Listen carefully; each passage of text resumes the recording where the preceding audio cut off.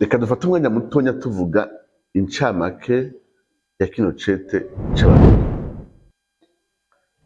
Pawulo atangura kino cete yerekana ubugororotsi bw'Imana n'ingene ivyaremwe vyose bitujuje ubwo bugororotsi bw'Imana, kandi inkurikizi ko ari uburake bw'Imana ku vyaremwe vyose.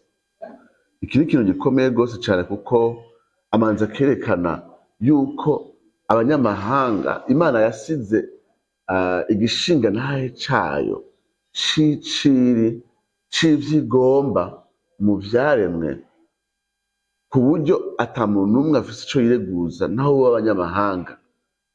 Agacerekana kandi ko n'abayuda naho bahawe ibimenyetso bibashoboza kubona la volonté morale de Dieu, ivy'Imana yifuza ku vyaremwe vyayo mu buryo bw'ingeso, nabo nyene batavyumviye.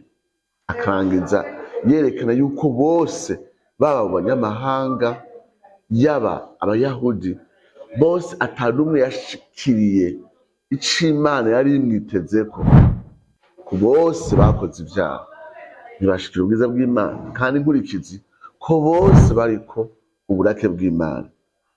Ariko ntadusigaho honyene, arabandanya akerekana yuko Imana yatekanije inzira aho abarabagarije kandi bariko uburake bwayo bashobora guhinduka abakunzi b'Imana kandi bakuzura nayo.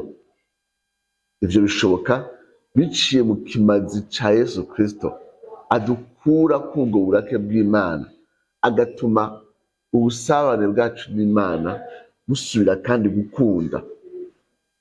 Uko kuzura n'Imana biciye mu kimazi ca Yesu Kristo niyo nzira yonyene, haba ku banyamahanga canke haba ku bayuda.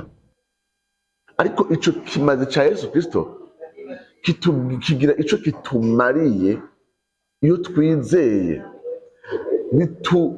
Ntituca ubwo bugororotsi duhabwa n'ikimazi ca Yesu Kristo mu bikorwa vyacu, ahubwo ubwo bugororotsi bucika ubwacu biciye mu kwizera.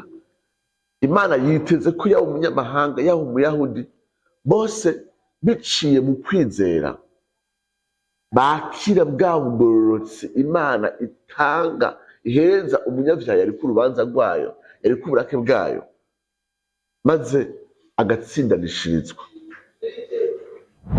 Iyo nzira rero y'agakiza biciye mu kwizera kudutsindanishiriza, cyane biciye mu nzira yo kwizera gutuma dutsindanishirizwa n'ubuntu bw'Imana, si ikintu c'icaduka, si ikintu gishasha. Pawulo yerekana ko kuva mu isezerano rya kera yari yo nzira, agaca yerekana ingene vyaserutse mu buzima bwa sogokuruza Aburahamu. Ivyo rero abikora mu bice bine vya mbere, ariko kuva mu gice gatanu atatangura kwerekana ingene abatsindanishirijwe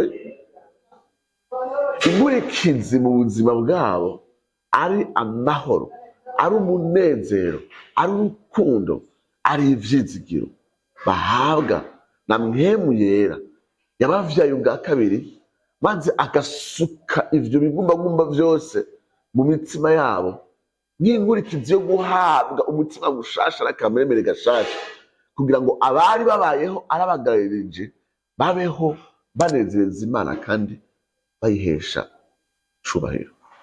Yerekana ko atsindanishirijwe anahabwa ubuzima bushasha, ubuzima bwo muri Kristo Yesu, ubuzima bunesha icaha, aho ivyagezwe vyamumenyesha ikiberebwa akaguma ari umuja w'icaha.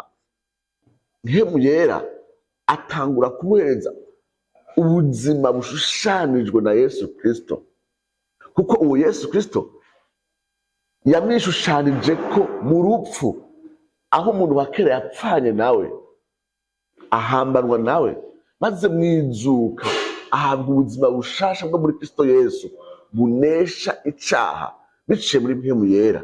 Aterega wa Mpwemu Yera yaduhindukiye ikindi kitugera ubundi bushobozi bunesha ingobezi z'icaha muri twebwe. atubera kuri mpwemu yera, akerekana yuko mpwemu yera ataduhereza gusa assurance y'ibyabaye ku musaraba, ntatwemeza gusa ko twamaze guharirwa, mugabo kandi atwemeza ko tuzoragwa ubwiza aho Yesu Kristo azogarukira. Iki cizerwa ca mpwemu yera mu buzima bw'uwizera n'ubushobozi buserukira muri uwo muntu mushasha bifise ikibanza kinini cane mu vyizerwa vya Pawulo muri kino cete c'Abaroma. Ariko bidusiga ahantu twibaza tuti mbega bwa bwoko bw'Imana bwo mu isezerano rya kera bwo bimeze gute? Mbega Imana yarimuye y'ama privilege y'amasezerano kwa gutoneshwa kw'ihanga rya Israeli? Mbega Imana yakwimuriye kw'ishengero?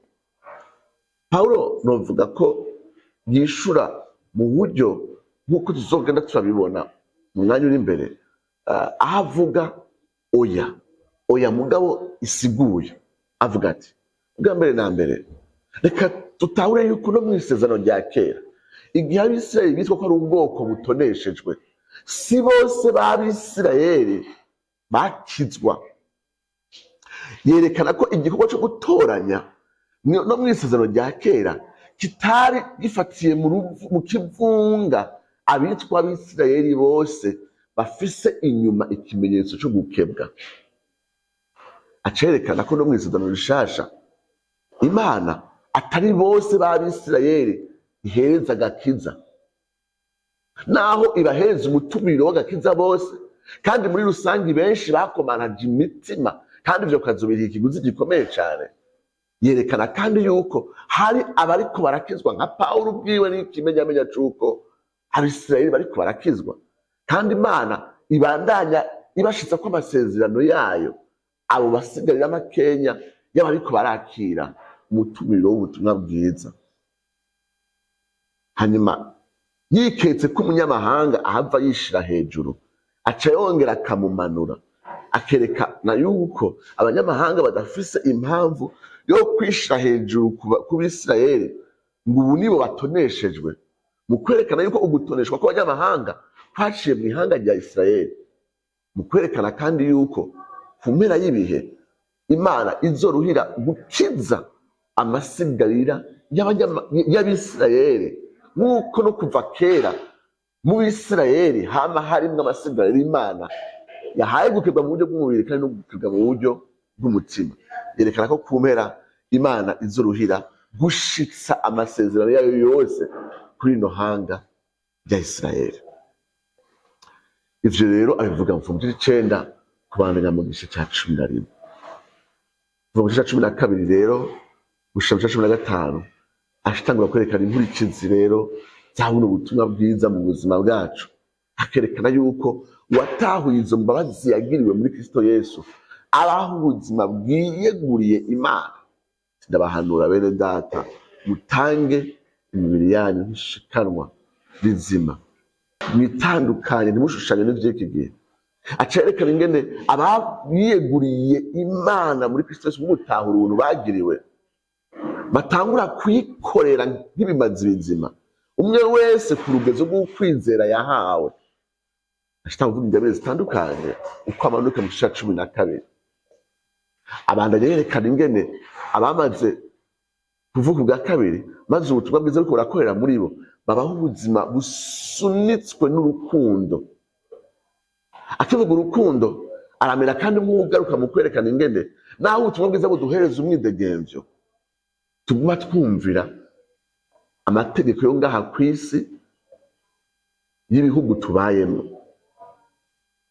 Arerekana yuko iyo Mana igororotse, bumwe mu buryo iseruramwo ubugororotsi bwayo bica mu mareta yashinze hano kw'isi n'inzego yashizeho z'ubutungane kugira ngo bimere nk'igicapo c'ubugororotsi bwayo ngaha kw'isi. Twaba tugaruka kuraba ku bijanye n'ukumvira amareta yacu tugo turarangiza kino cete cacu. Ariko kuri rwa rukundo yahava avuga rero aramera nk'urugaruka ko avuga ingene urwo rukundo ariko rugiye kuturongora n'igihe hari ibyo tutumvikana ko n'abandi bera, nko ku bijanye n'ingene Abayahudi n'abanyamahanga batatahura kumwe gufata imfungurwa zimwe zimwe cyangwa kuziriza iminsi imwe imwe, ko urukundo rukwiye gutuma twihanganirana n'igihe hari ivyo tutumvikana. Ari amajambo akomeye cyane aza guhava akadufasha kubona ingene ubutumwa bwiza buduhindura rwose, kandi izo mpinduka zikagaragarira mu duce dutandukanye kandi twose tw'ubuzima bwacu. Arangiza mu gice ca 15 avuga imigambi y'ingendo z'ijanabutumwa afise agiye gukora, hanyuma ca 16 agatasha akashimira akapresya abandi bakozi bafatanyije nawe igikorwa c'Imana. Novuga ko iyo ari incamake iseruka mu cete cose c'Abaroma. Umwanya co tuja mu gice kandi kigoye co kuvuga ibibazo teologike, ibibazo bikunda kuvuka muri kino cete c'Abaroma, navyo nyene biri mu bituma abakristo batabibona co kimwe, ariko ari ibibazo bikomeye vy'inkoramutima